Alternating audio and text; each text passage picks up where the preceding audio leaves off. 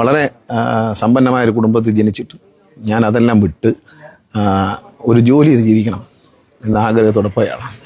30 വയസ്സിൽ ഞാൻ വളരെ സമ്പന്നമായൊരു കുടുംബത്തിൽ ജനിച്ചിട്ട് ഞാൻ അതെല്ലാം വിട്ട് ഒരു ജോലി ചെയ്ത് ജീവിക്കണം എന്ന ആഗ്രഹത്തോടെ പോയാണ്.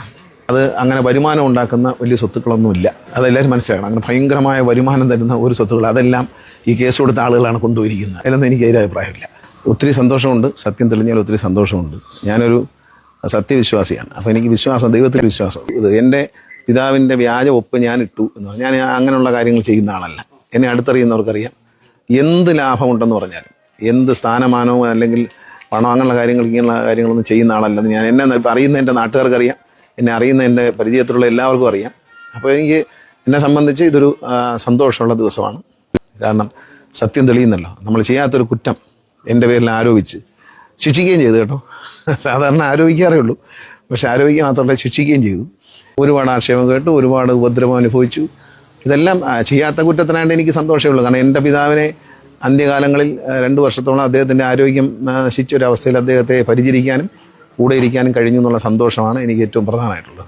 നിൽക്കത്തില്ല, പക്ഷേ ക്ഷുദ്രജീവികൾ ചിലരുണ്ട്, അവരിത് ആസ്വദിക്കുകയായിരുന്നു.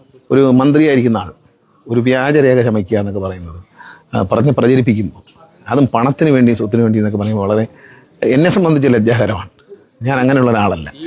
പൊതുമധ്യത്തിലേക്ക് കുടുംബകാര്യങ്ങൾ വലിച്ചെറിക്കണോ, അച്ഛൻ മരിച്ചു കഴിഞ്ഞാൽ അച്ഛൻ്റെ ആഗ്രഹങ്ങൾക്കെതിരെ ഇതുപോലുള്ള സീനുകൾ ഉണ്ടാക്കണമെന്ന് തീരുമാനിക്കേണ്ടത് മക്കൾ തന്നെയാണ്. എനിക്ക് കിട്ടേണ്ടതൊക്കെ കിട്ടേണ്ട സമയത്ത് നല്ലതും ചീത്തയും കിട്ടേണ്ട പോലെ കിട്ടിയിട്ടുള്ള ആളാണ്. നന്മ തന്നതും ദൈവം, തിന്മകൾ സംഭവിച്ചതും അതിനാൽ എല്ലാം നല്ലതിന് വേണ്ടി എന്ന് വിശ്വസിക്കുന്ന ആളാണ് ഞാൻ. അഞ്ഞു പോകും. അപ്പോൾ സത്യം ഇഴഞ്ഞാണെങ്കിലും വരും എന്നതിൽ സന്തോഷമുണ്ട്. ഞാൻ എൻ്റെ ജീവിതത്തിൽ ഇത്തരത്തിലുള്ള കൃത്രിമം കാണിക്കുന്ന ഒരാളല്ല, അതിൽ എനിക്ക് താല്പര്യമുള്ള ആളല്ല.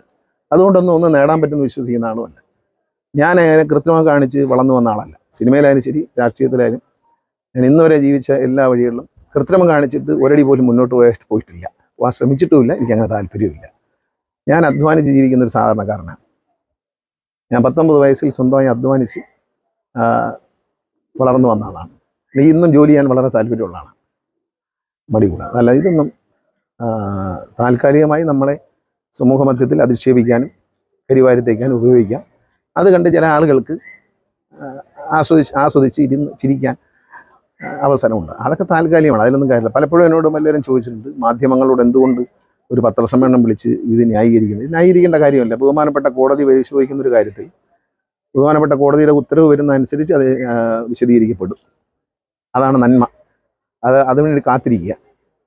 ഈ പറഞ്ഞതുപോലെ ഒരു കുടുംബ പ്രശ്നത്തിന്റെ പേരിൽ തുടങ്ങിയതാണ്. പൊതുമധ്യത്തിൽ ഉൾപ്പെടെ, ഞങ്ങളുടെ പൊതുജീവിതത്തിൽ ഉൾപ്പെടെ വലിയ രീതിയിൽ വിമർശിക്കുകയും ചർച്ച ചെയ്യപ്പെട്ട ഒരു, അല്ലാതെ പൊതുമധ്യത്തിലേക്ക് വലിച്ചഴിച്ചവരാണ് അതിൽ പശ്ചാത്തപിക്കേണ്ടത്. ഇത് പൊതുജനങ്ങളുടെ മുമ്പിൽ ചർച്ച ചെയ്യേണ്ട ഒരു വിഷയമല്ല. എങ്കിലും ഞാൻ പൊതുരംഗത്ത് നിൽക്കുന്ന ആളായതുകൊണ്ട് അത് മാധ്യമങ്ങൾ ചർച്ച ചെയ്തതിൽ തെറ്റു പറയാൻ പറ്റത്തില്ല. പക്ഷേ പൊതുമധ്യത്തിലേക്ക് കുടുംബകാര്യങ്ങൾ വലിച്ചെറിക്കണോ, അച്ഛൻ മരിച്ചു കഴിഞ്ഞാൽ അച്ഛൻ്റെ ആഗ്രഹങ്ങൾക്കെതിരെ ഇതുപോലുള്ള സീനുകൾ ഉണ്ടാക്കണമെന്ന് തീരുമാനിക്കേണ്ടത് മക്കൾ തന്നെയാണ്. അത് നമ്മൾ മറ്റു ചില സ്ഥലങ്ങളിൽ ഈ അടുത്ത കാലത്ത് കണ്ടു. ഒരു അച്ഛൻ്റെ, ഒരു പിതാവിൻ്റെ ആഗ്രഹത്തിന് വിരുദ്ധമായി സുപ്രീം കോടതി വരെ ചില ആളുകൾ പോവുകയും അപമാനിതരായി മടങ്ങുകയും ചെയ്തു. കാരണം ബഹുമാനപ്പെട്ട കോടതി എന്ന് പറഞ്ഞ മറുപടി വളരെ നല്ല മറുപടിയാണ്. അപ്പോൾ അത്തരം കാര്യങ്ങൾ വേണോ വേണ്ടോ തീരുമാനിക്കേണ്ടത് പൊതുനിരത്തിലേക്ക് വലിച്ചിഴയ്ക്കുന്നവരാണ്, നിങ്ങളെയൊക്കെ തെറ്റിദ്ധരിപ്പിക്കുന്നവരാണ്. നിങ്ങളെല്ലാവരും മനസ്സിലാക്കുക, മാധ്യമങ്ങളെ തെറ്റിദ്ധരിപ്പിച്ചു, ജനങ്ങളെ തെറ്റിദ്ധരിപ്പിച്ചു എന്ന് ഇക്കാര്യത്തിൽ എല്ലാവരും മനസ്സിലാക്കും. ഇല്ല, അതൊന്നുമില്ല. ഞാനൊരു ദൈവവിശ്വാസിയാണ്.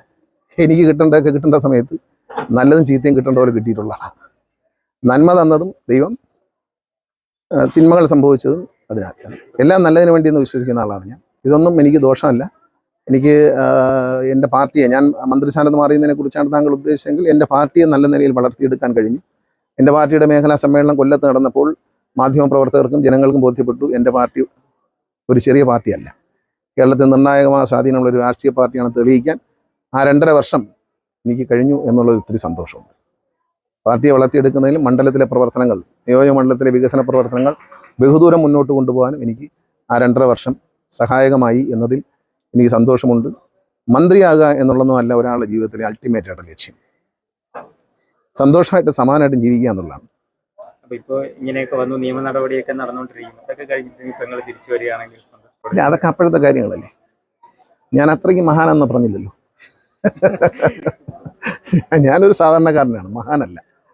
ഞാൻ ആരോടും യുദ്ധത്തിന് പോയിട്ടില്ല, ഞാനാരെയും ഉപദ്രവിച്ചിട്ടില്ല.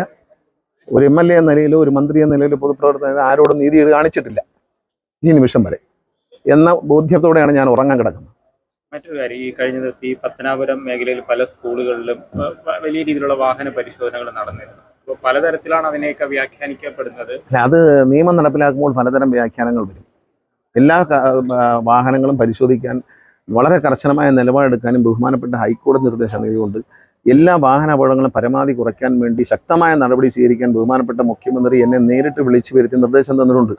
അപ്പോൾ അതനുസരിച്ച് ഉദ്യോഗസ്ഥന്മാരോട് എല്ലാ തരം പരിശോധനകളും നടത്താൻ പറഞ്ഞിട്ടുണ്ട്. ഇപ്പോൾ പുതിയൊരു തീരുമാനം എന്ന് പറയുന്നത് ഇപ്പം ഹൈക്കോടതി ഉത്തരവ്, ഒരു ഉദാഹരണത്തിന് ബഹുമാനപ്പെട്ട ഹൈക്കോടതിയുടെ ഉത്തരവുണ്ട്. ഈ വാഹനങ്ങളുടെ മുകളിൽ വലിയ പവർ കൂടിയ LED ലൈറ്റുകൾ വെച്ചിട്ടുണ്ട് ഫ്രണ്ടിൽ അഡീഷണലായി.